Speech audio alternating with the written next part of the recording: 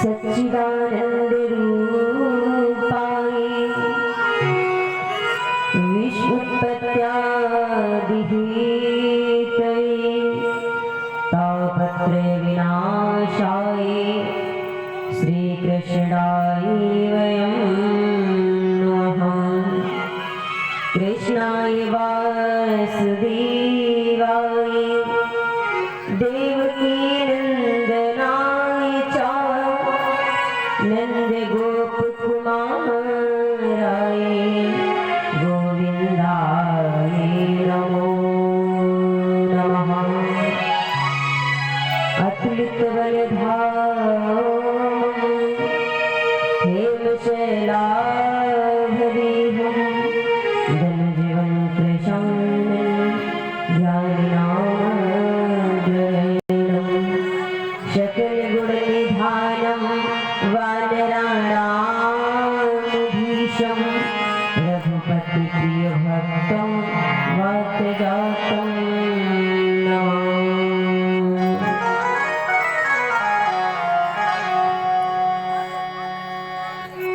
सिये राम मैं सब जग जाई। सिये राम मैं सब जग जाई। सिये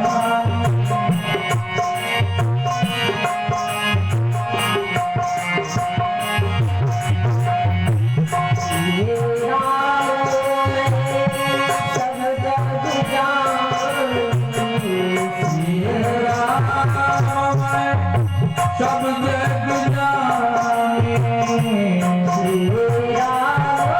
मैं सब जग जाए। सिये राम मैं सब जग जाए। प्रभु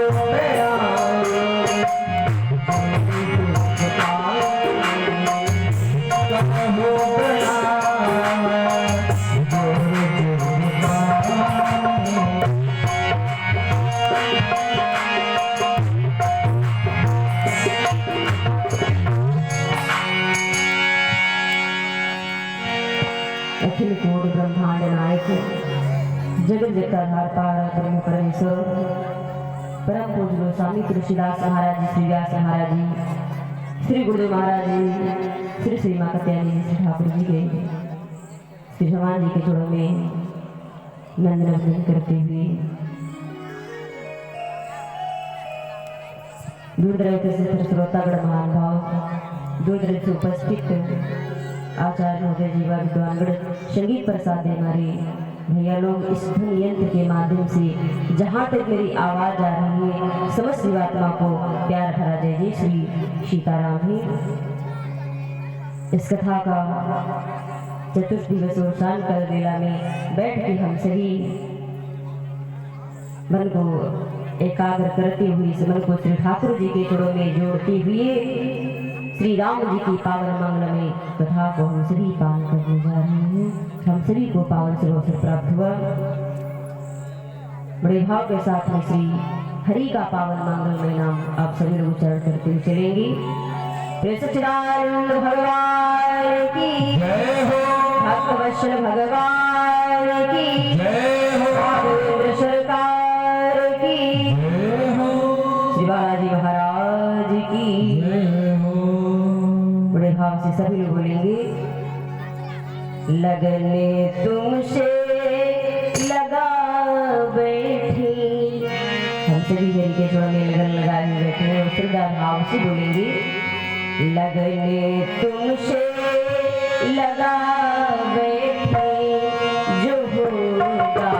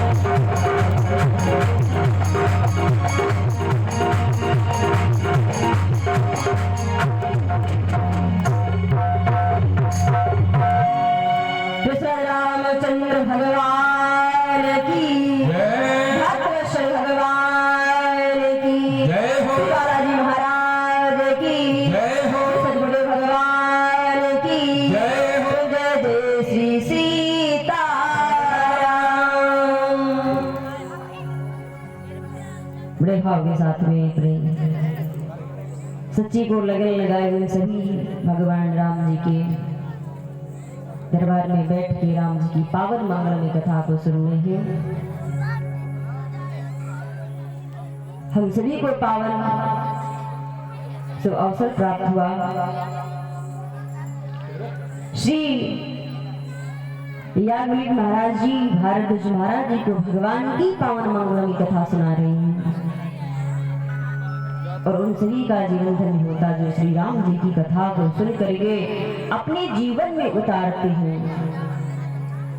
सुनना तो सरल है लेकिन अपने जीवन में उतारना सबसे बड़ी बात है।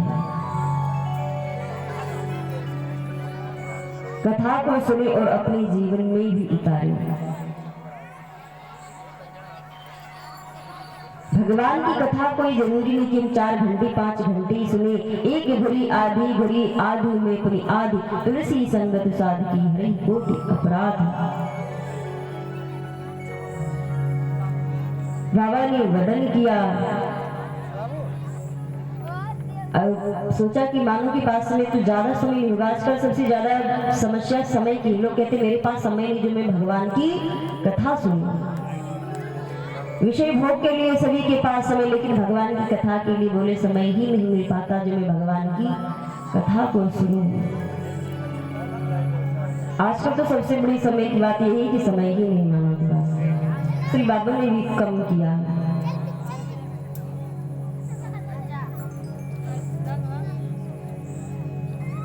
इसलिए समय को भी थोड़ा कम कर दिया। अगर भगवान की कथा बोले एक घड़ी मानो की बात में 12 मिनट का टाइम नहीं होगा तो 6 मिनट रखा, विचार किया इतना भी टाइम नहीं होगा तो उसको भी आधा किया। अगर 3 मिनट भी भाव के साथ में भगवान की पावन कथा सुन ले और यहाँ तक भगवान की कथा में आकर के अगर थोड़ा भी बैठ जाए तो फिर भी कल्याण हो जाता है। कलयुग में तो श्री राम जी के नाम का ही वर्णन किया गया है। ऐसा श्री भगवान गोविंद श्री राम जी का पावन नाम है। तो आप सभी बड़ा अमूल्य समय निकाल करके श्री हरि जी के चरणों में बैठ के भगवान की कथा सुनने हैं। और ये कथा जिन्होंने भी अपने जीवन में उतारा, कोई जरूरी संत महात्मा ही कथा को सुने। देखिए तुलसीदास महाराज ने श्री रामचरितमानस का निर्माण किया और जो भी सुनता जो भी पढ़ता है वो सभी का जीवन धन्य होता है। याज्ञवल्क्य महाराज जी भारद्वाज महाराज जी को राम जी की पावन कथा का वर्णन करें, सत्संग का वर्णन करें। कितना महत्व है सत्संग में जाने से, भगवान की कथा सुनने से। आप सभी सुनते आ रहे हैं श्री माँ भवानी को कितना दुख हुआ कि कथा को नहीं सुना। वही माँ आज भवानी का भगवान भोले बाबा के साथ में पाणी ग्रहण संस्कार हुआ।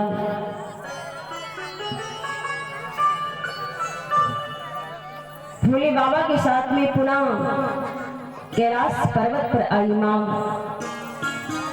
छामुख वाले श्री कार्तिक महाराज जी का पावन जन्म होता है और कार्तिक जी के माध्यम से तारकासुर नाम का जो दैत्य उसका वध होता है।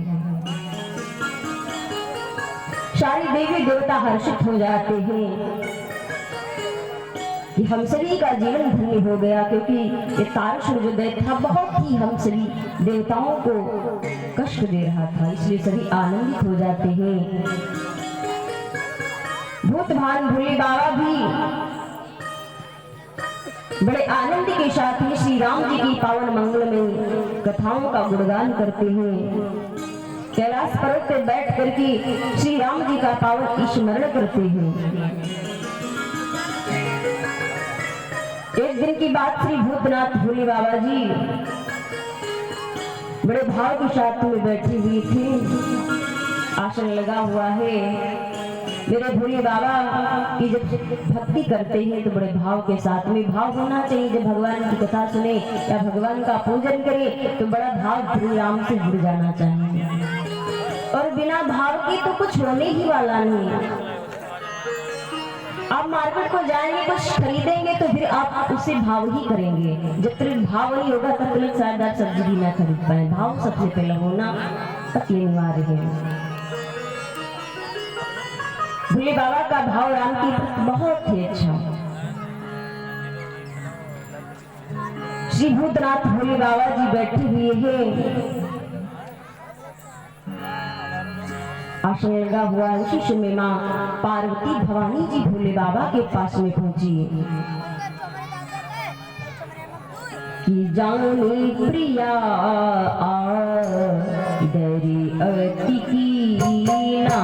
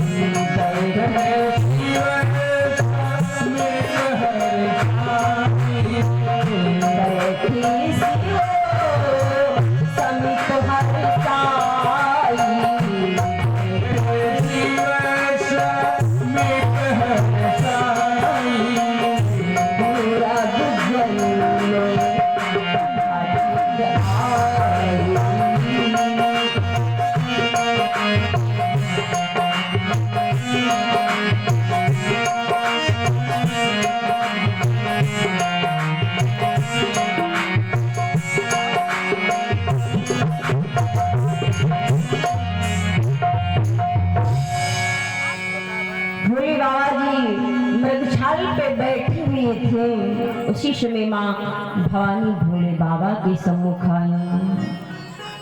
मैया भी बड़ा हर्षित हुई भोले बाबा जी को बैठे देख करके। भोले बाबा ने माँ पार्वती अपनी प्रिया जान करके बहुत आदर किया। जान प्रिया आदर अति कीना, और जिसमें अति लग जाता है उसकी तुलना नहीं हो सकती है। भोले बाबा ने आज माँ भवानी को अपने बाएं भाग में बैठाए। बहुत दिनों के बाद ये पद पुनः प्राप्त हुआ है माँ पार्वती को। माँ भवानी भोले बाबा के बाएं भाग में बैठी। तब तक माँ भवानी को पूर्व जन्म की कुछ कथा चित्र और में प्रकट होती है। विचार किया मैं भोले बाबा से क्यों ना पूछूं। माँ बड़ा आनंदित होकर के भोले बाबा से पूछना चाहा, और वो कौन सी कथा पूछना चाह रही जो पूर्व जन्म में माँ भवानी ने परीक्षा लेना चाहा था राम जी की। वो सभी बातें आज याद आ गई। बड़ा शुभ अवसर है मेरे भोले बाबा आनंद के साथ में, क्योंकि भोले बाबा को राम की कथा करना बहुत अच्छा लगता है, सुनना भी और करना भी बहुत अच्छा लगता है।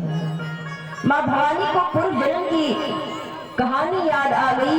विचार किया भोले बाबा से मैं प्रश्न करके वो पूर्व जन्म की जो मेरे मन में कुछ भाव उत्पन्न हो रहा है, मैं राम जी की पावन कथा सुनूं। कथा जो सकल लोक हितकारी, सुई पूछन चह शैल कुंवारी। सारे लोक के हितकारी वाली पावन मंगलमय कथा पूछना चाह रहे हैं। भोले बाबा से कहा प्रभु कि विश्वनाथ नाथ पुरारी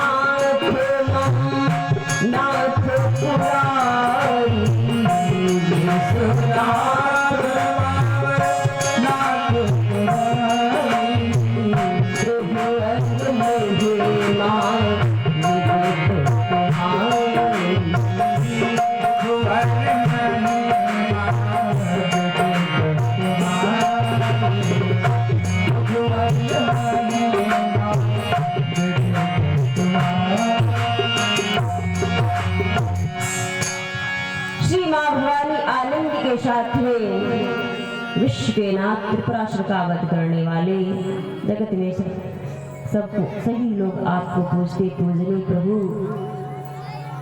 तुम अपने राम राम दिन राती सादर जपो आरती। आप आज अब बैठ जाते समाधि में तो श्री राम राम का जाप करते हो। मैं आपसे पूछना चाह रही हूँ वो कौन से राम है जो राम एक राजा दशरथ के नंदन है,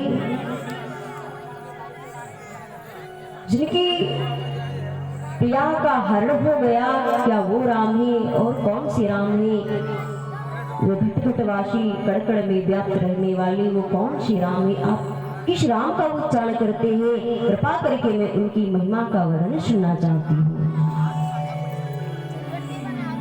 वो अजन्मा, वो निर्गुण, वो ब्रह्म सगुण रूप में कैसे अवतार लेकर के इस धरातल पर आता है? मुझे उस पावन श्री राम जी की पावन मंगलमय कथा सुनाओ। मैं श्री राम जी की पावन मंगलमय कथा को सुनना चाहती हूँ।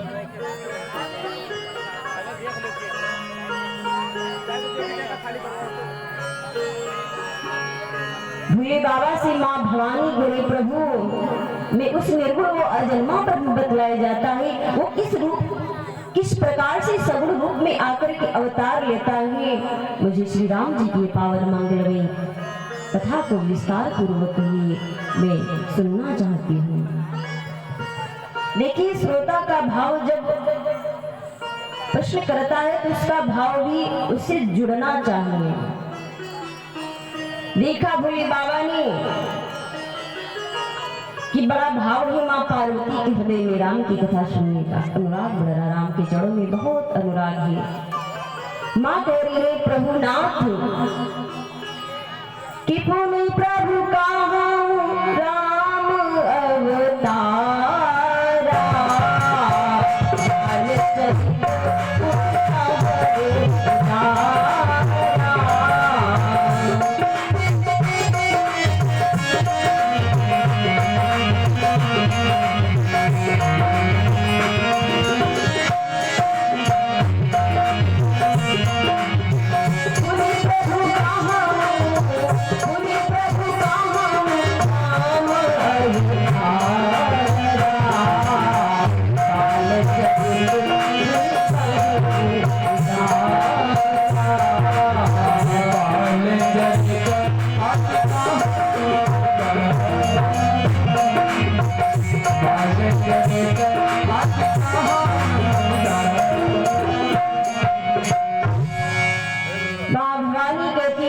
भोले बाबा नाथ मैं श्री राम जी के पावन अवतार की कथा सुनना चाहती हूँ। कैसे मेरे राम जी अवतार लेते, कैसे वो लीलाओं को करती है। प्रभु नाथ मुझे कृपा करके बतलाइए। भोले बाबा ने कहा सखी पार्वती मैं कथा तो आपको कहूंगा क्योंकि सारे जग के हित के लिए आपने प्रश्न किया है। जो प्रश्न करे उसका भाव भी उससे जुड़ना चाहिए। बोले प्रभु के चरणों में मेरा बहुत बड़ा अनुराग है। बोले बाबा मुस्कुराती हो बोली धन्य हो देवी, धन्य हो देवी। राम का नाम सुनकर के मानो रोम रोम भोले बाबा का पुलकित होने लगा। आज मेरी देवी जी राम जी की कथा सुनना चाह रही है। भोले बाबा बहुत आनंदित हो गए ऐसा प्रश्न सुनकर के मां भवानी का। और श्री राम जी की स्तुति ही मेरे भोले बाबा ने भी करना प्रारंभ कर दिया कि बंदहु बाल रूप सोई राम, बंदहु बाल रूप सोई राम।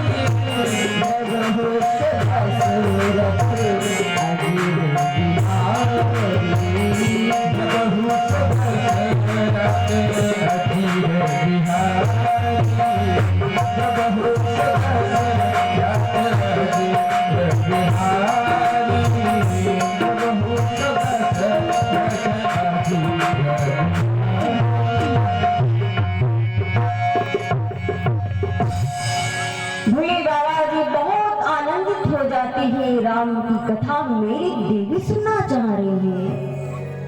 आनंद के साथ में उस बाल रूप को स्तुति करते हुए कहते हैं, जो भी श्री राम जी की स्तुति करता है उनको सारी सिद्धियां सहज ही प्राप्त हो जाती है, उनको मांगने की आवश्यकता कुछ नहीं, क्योंकि जो राम की भक्ति करता है, जो ईश्वर की भक्ति करता है, तो सिद्धियां उन सभी को सहज ही प्राप्त हो जाती है। मंगल भवन अमंगल हारी, मंगल के भवन मंगल के धाम, अमंगल को हरण करने वाले श्री दशरथ जी के नंदन को मैं सादर बार बार प्रणाम करता हूँ। दशरथ के आंगन में खेलने वाली श्री राघवेंद्र सरकार को मैं बारंबार प्रणाम करता हूँ। कि करि प्रणाम राम त्रिपुरारी, हर्ष सुधा सम गिरा उचारी। राम को प्रणाम करते करते मानो अमृत के समान अपने मुखारविंद से कुछ उच्चारण करके बोले, देवी कि धन्य धन्य गिरिराज किशोरी, धन्य धन्य गिरिराज किशोरी,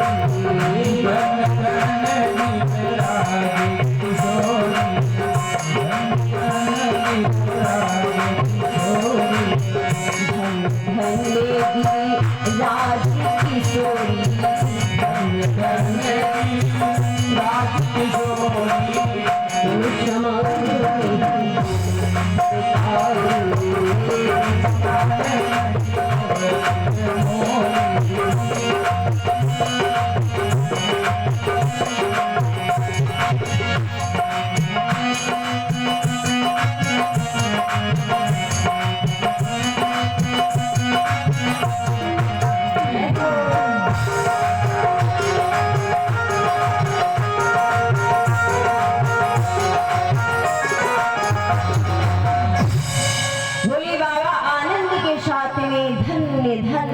गिरिराज किशोरी।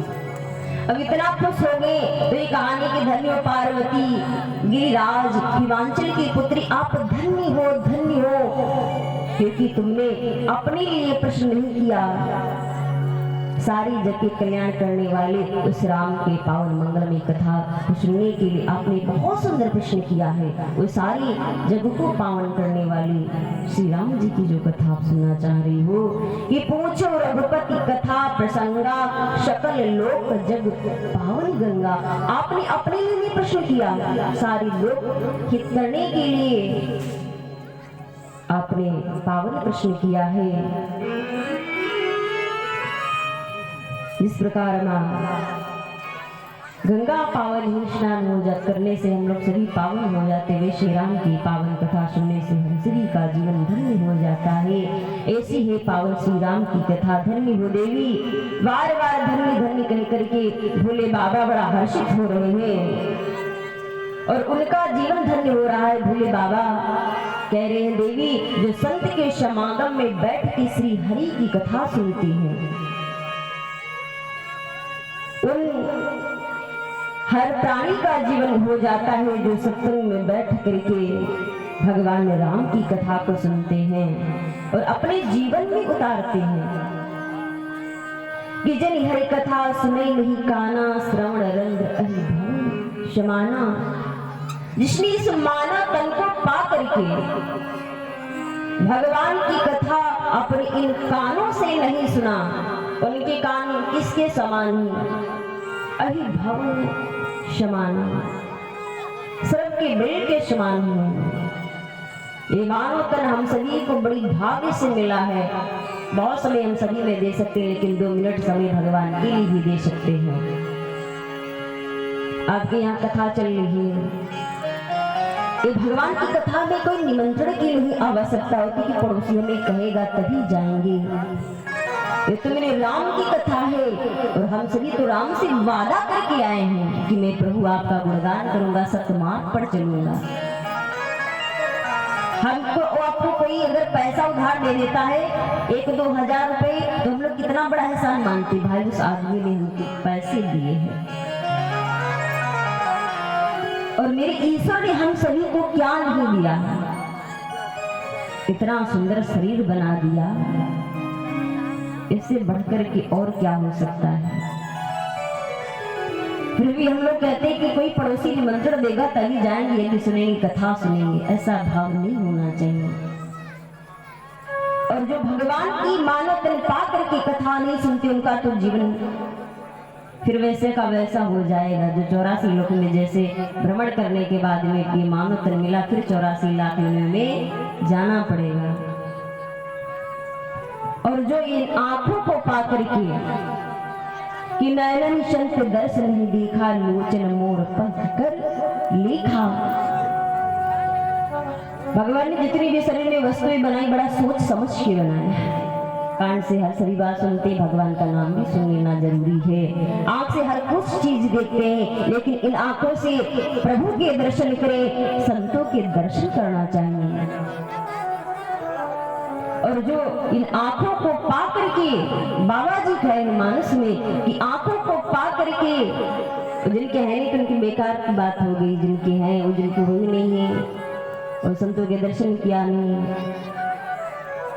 भगवान के दर्शन करने में उनका मन नहीं लगा, तो उनको तो आंखें फिर दोबारा मिलेंगे नहीं, क्योंकि कर्म प्रधान विश्व रच राखा, जो जशीन स्वतः फल चाखा, कर्म ही तो प्रधान है। इसलिए ये सुंदर सुंदर 2 नेत्र भगवान ईश्वर ने हम सभी को दिए हैं। सब कुछ तो देखते हैं, लेकिन श्री हरि के भी दर्शन करें, आंखों से संतों की भी दर्शन करें। और ये आंखों को पा करके जो दर्शन नहीं करते हैं, जैसे मोर के पंख में आंखें बनी होती है लेकिन कोई मतलब नहीं होता है, वैसे हम लोगों की आंखें अगर दर्शन नहीं किया संतों का, भगवान का, तो आंखें मोर के पंख के समान, तितली के समान है।